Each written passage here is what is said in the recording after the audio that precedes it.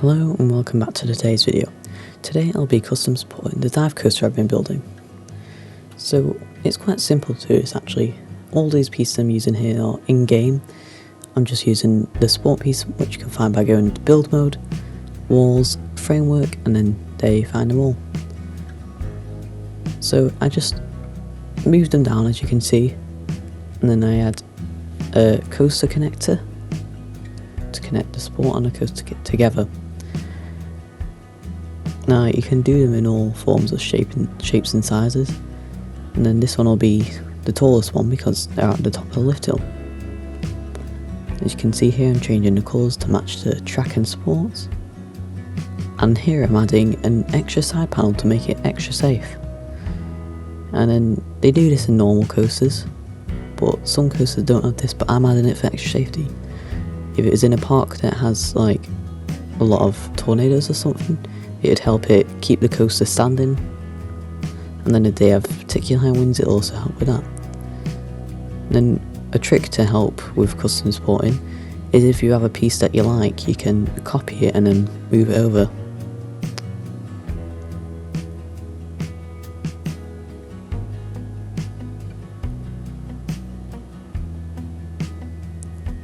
And as you see here, because of the way I've put the track, I have a bit of trouble with the support.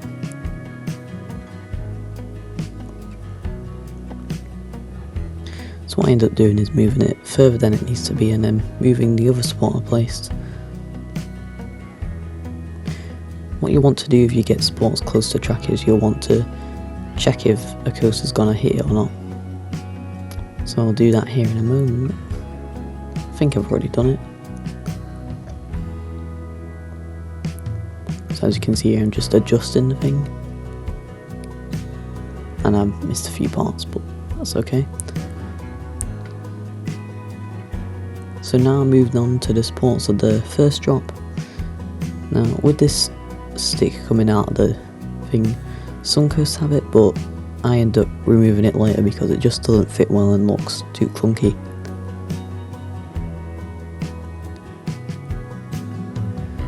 For reference, all I've done here is search up a dive coaster, and from my experience in parks like Alton Towers and Oblivion, I've just looked at the supports they've had and then tried to replicate it.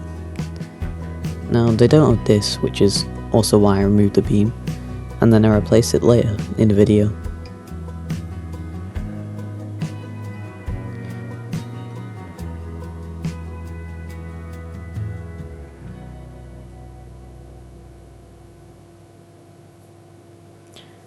You can see here I'm having a bit of trouble with the space in between the tracks, so I just changed the angle a bit. Here there's also trouble, so I'll have to readjust the angle yet again.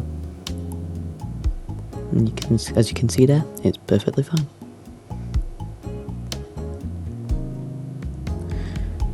I'll also do this again, considering it's a pretty big drop.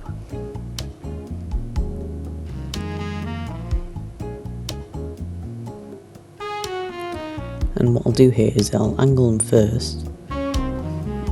Never mind. I'll move it so I can add the support there, and then connect the long supports into it.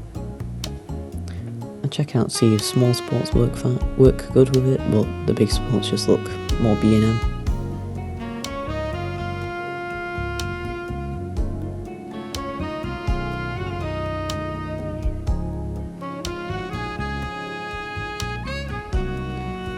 Now with these footers, I'm not going to add them in this video because as you can see the groundwork has been pushed down. So what I'll do next video is fill the holes in with concrete or just put them back to ground level, and then I'll finish off the supports.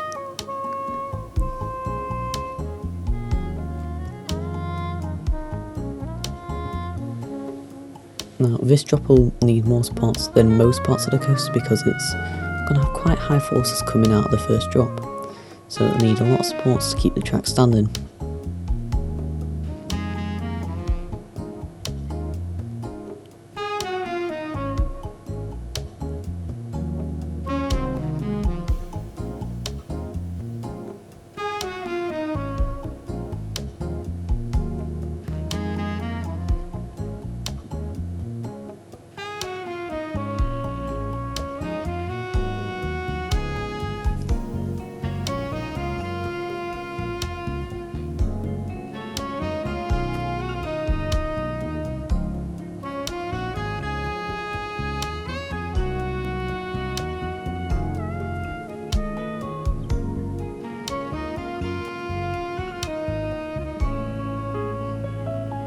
Now this video may not be that long, it's only 40 minutes long, but this took me about 3 hours total and I did it across 2 days.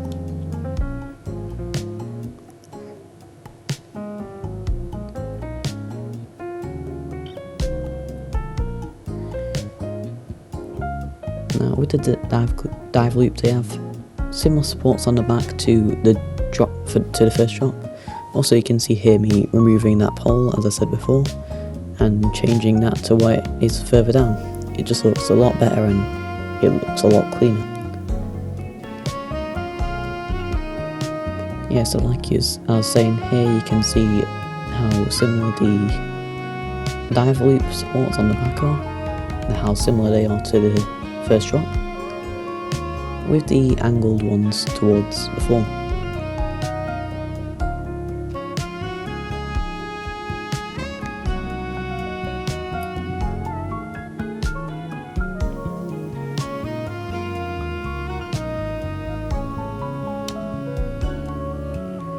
And also in the video, it won't be going all the way too long, it'll just be going to the end of the mid-course because all the flooring there, I'll need to add the concrete and it'll just be too long of a process and the video will just take too long to come out.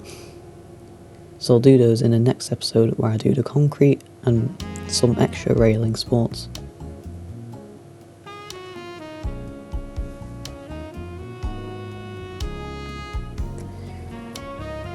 Now this support was quite hard to put in as it was right above the track below it, so what I had to do was angle both the pieces.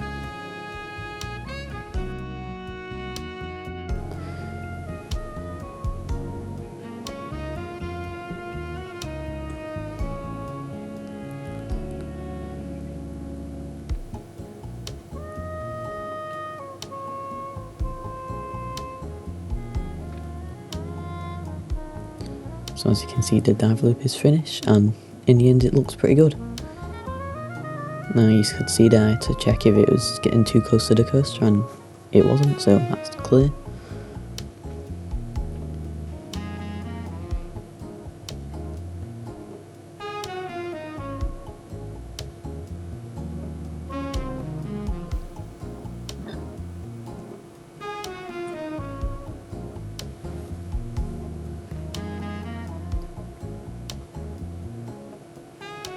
Now, one thing I've been thinking about for a long time is what I should theme the coaster to, if it should be themed or if it should be stylised like Icon is at Blackpool Pleasure Beach, or should I say Pleasure Beach Resort, as that's what they've changed the branding to. It'll still be called Blackpool Pleasure Beach for me though. Also, what colours should I change it to? I know I've done all these sports, but it shouldn't be too hard just to change the colours.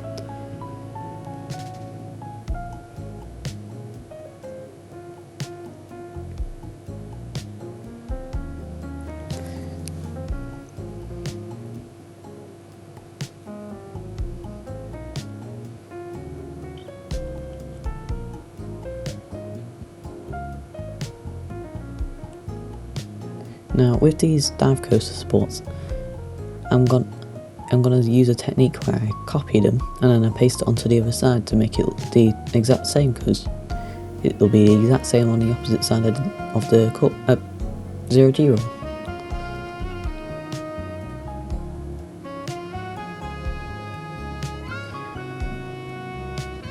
It consists of a straight down support and one going to the side to stop the swaying of the track.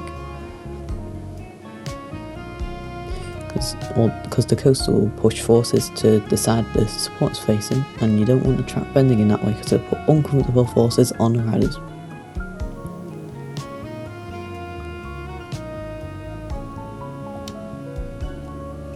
Now this turn will also be like the bottom of the first drop. It'll need a lot more supports, but it's different because it'll be at an angle.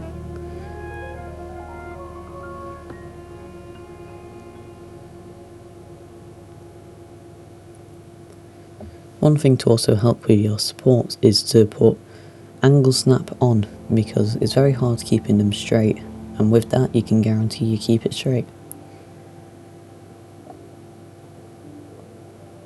You can also see here that I'm going to copy it and put it under the ground and just move some things up. Actually no, I don't. I decided to make my own sports here, but I do eventually copy it and put it onto the other side, as it is the exact same height.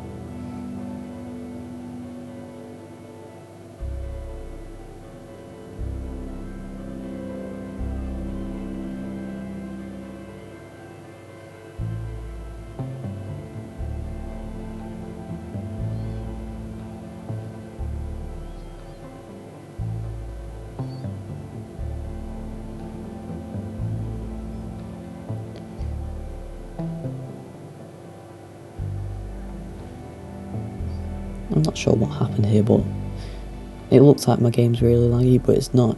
Just something went wrong with the recording. But you can still see the basic thing I'm doing, where with the sports just look a bit clunky.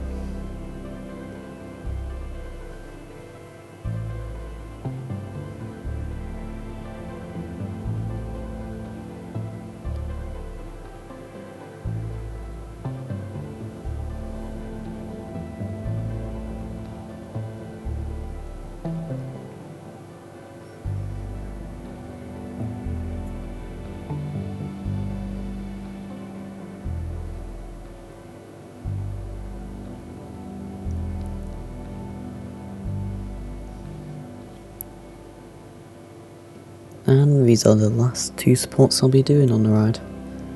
On the final break run, they'll be the exact same, so it's not too much to talk about with these.